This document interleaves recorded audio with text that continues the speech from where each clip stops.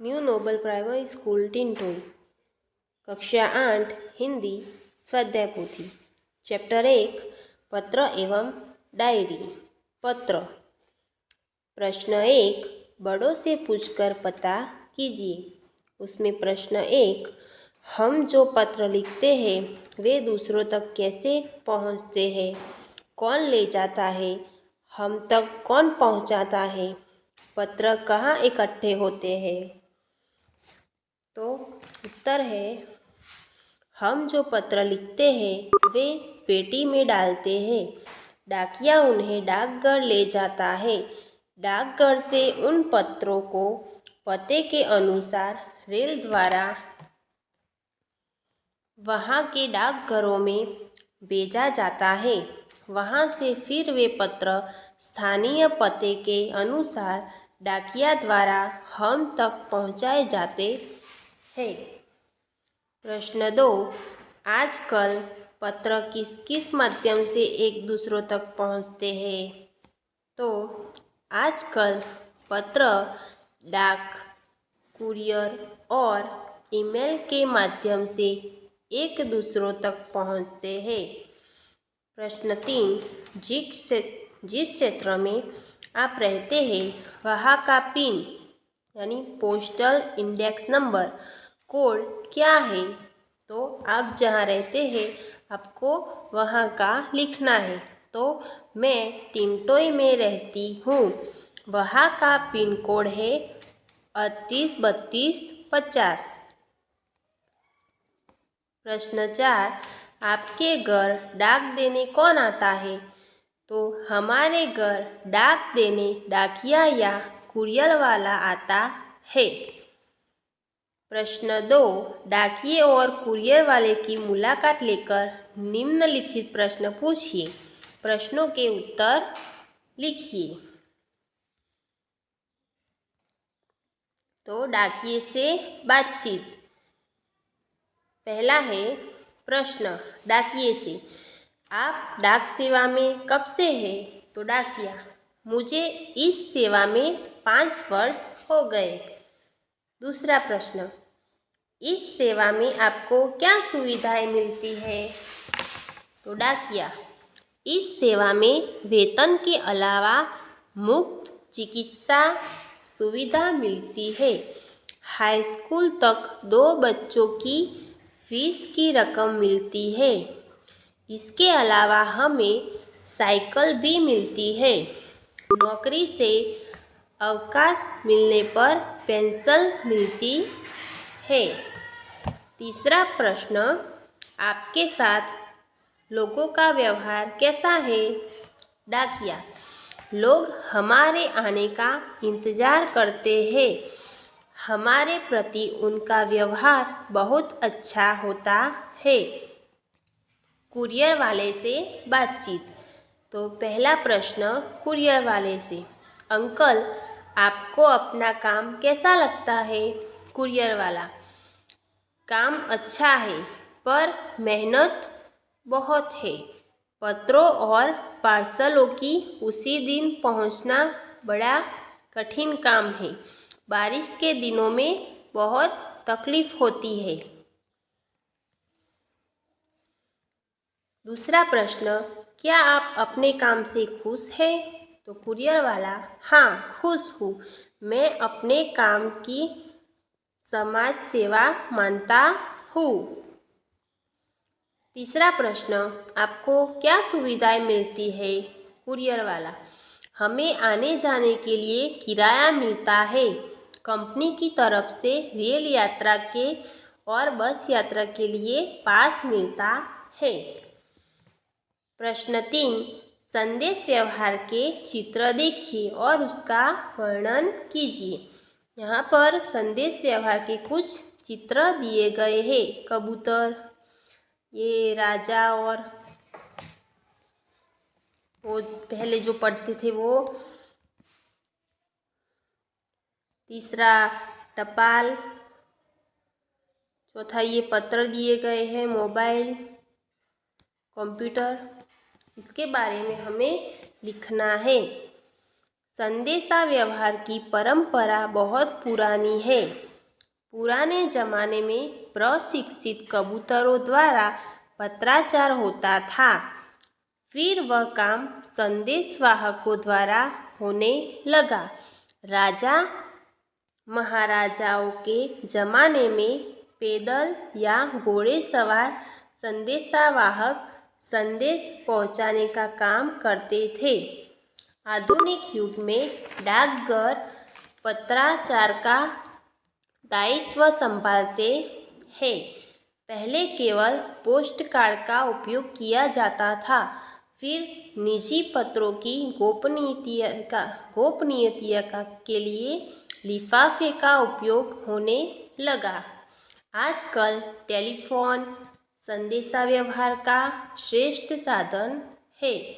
अब तो मोबाइल और इंटरनेट की सुविधा भी हो गई है। इनसे संदेशा व्यवहार के क्षेत्र में अद्भुत क्रांति आ गई है। प्रश्न 4, सोचिए और लिखिए। पहला है, अगर तुम्हें मोबाइल फ़ोन अपने मित्र को SMS द्वारा बधाई संदेश भेजना है तो क्या लिखोगे? तो इसमें लिखेंगे, प्रिय मित्र रामू, आंतरविद्या भवन वक्तृत्व स्पर्धा में प्रथम आने पर ढेर सारी बधाइयाँ। अब तो पार्टी में ही मिलेंगे। नीचे लिखेंगे, अभिनंदन तुम्हारा मित्र निखिल।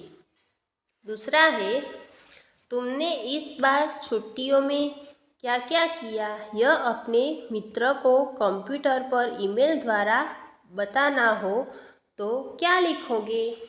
तो यहाँ लिखना है, प्रेम कुंज, स्टेशन रोड, अहमदाबाद, 23 दिसंबर 2021।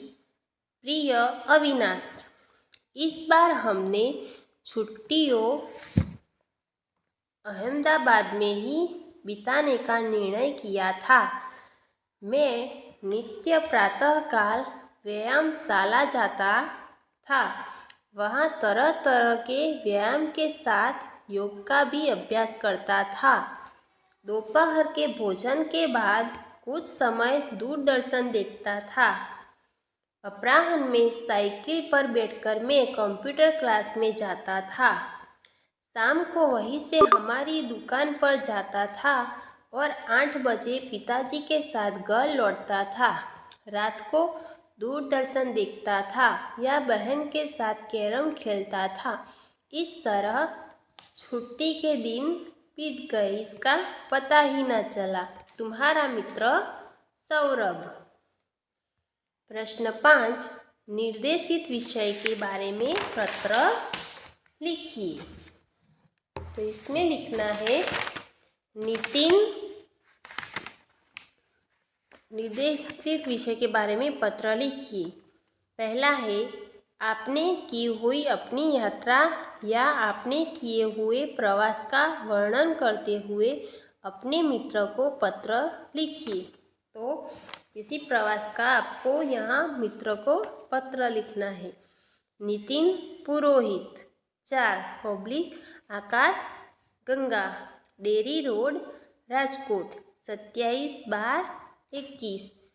प्रिय मित्र हितेश, जय हिंद।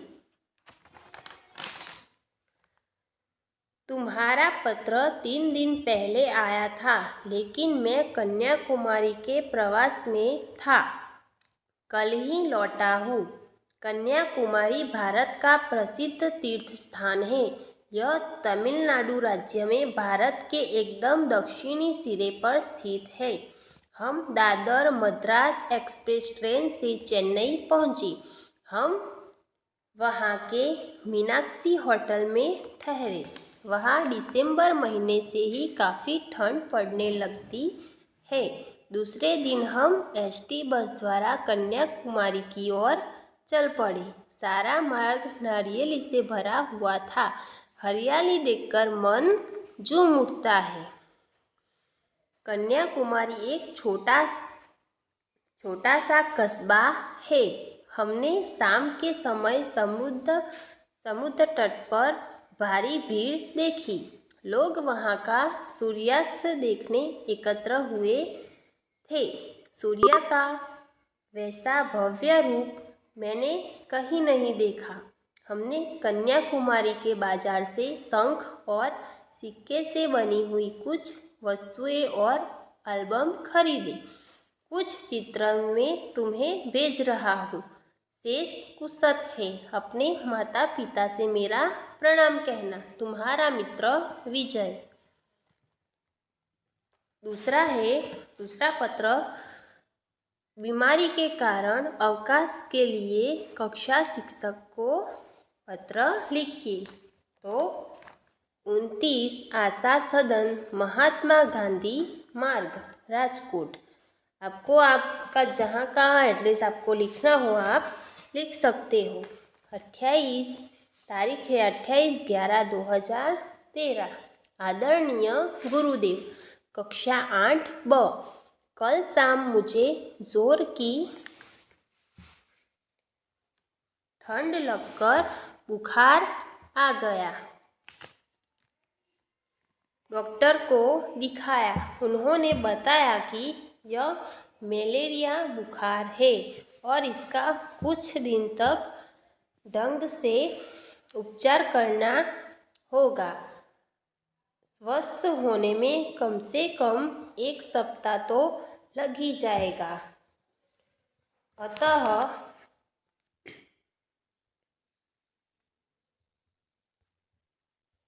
अतः एवं आपसे प्रार्थना है कि मुझे 1 सप्ताह का अवकाश प्रदान करें। इसलिए मेरी पढ़ाई का जो नुकसान होगा मैं स्वस्थ होते ही उसकी पूर्ति कर लूँगा। आपकी आज्ञाकारी शिष्या मेहरा नीति, कक्षा 8 ब। तीसरा पत्र है, अपने स्कूल की किसी समस्या के बारे में प्रधानाचार्य को पत्र लिखिए। इसमें लिखेंगे, श्रीमान प्रधानाचार्य, सरदार विद्या मंदिर, नडियाद, 15/10/2021।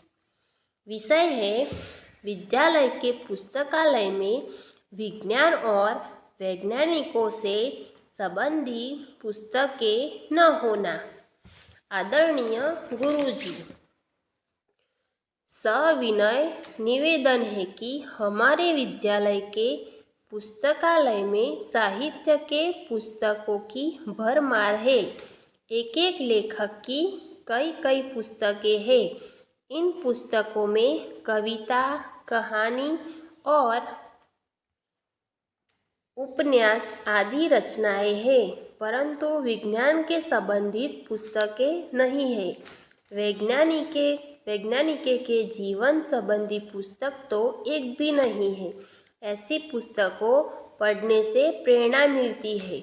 वैज्ञानिकों के अनुभव विज्ञान के प्रति बहुत भाव जगाते हैं। पुस्तकालय में इनका अभाव बहुत खलता है। आशा है आप इस अभाव की पूर्ति कर ध्यान देंगे। आपकी आज्ञाकारी शिष्या धोराजिया ध्रुवी, कक्षा 8 ब। प्रश्न छठा, डायरी के रूप में लिखिए। अब आगे हमने पत्र के रूप में लिखा, अब यहाँ पे डायरी के रूप में लिखना है। तो पहला है, किसी एक पूरे दिन के अपने अनुभव का विवरण। इसमें लिखेंगे, अहमदाबाद 16 अक्टूबर 2020। कल 16 अक्टूबर थी।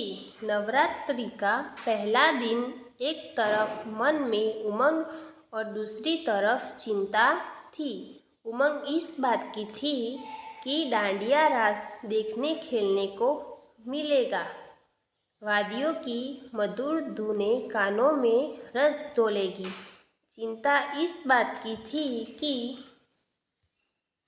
कुछ ही दिनों में प्रथम सत्र की परीक्षाएं होने वाली थी। पहला प्रश्न पत्र अंग्रेजी का था। पता नहीं इस विषय के प्रति मुझे क्यों अरुचि थी।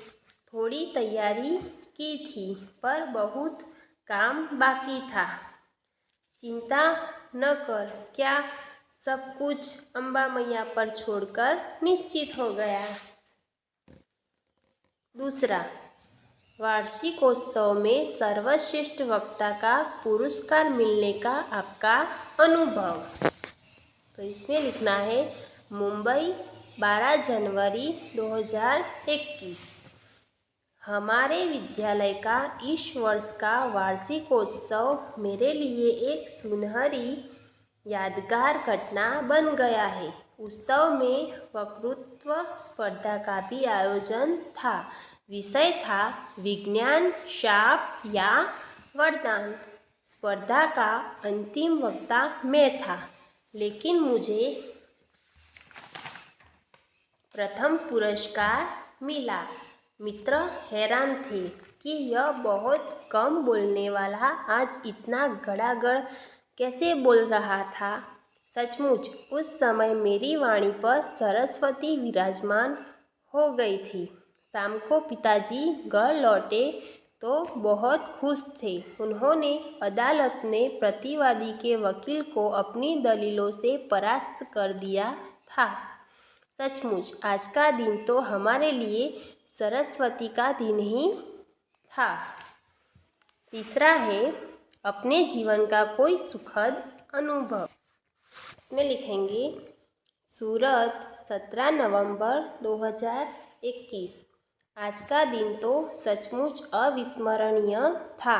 दिवाली के मेले में जाने के लिए माँ ने 20 रुपये दिए थे। अब इस छोटी सी रकम में क्या मेले का आनंद लिया जा सकता है।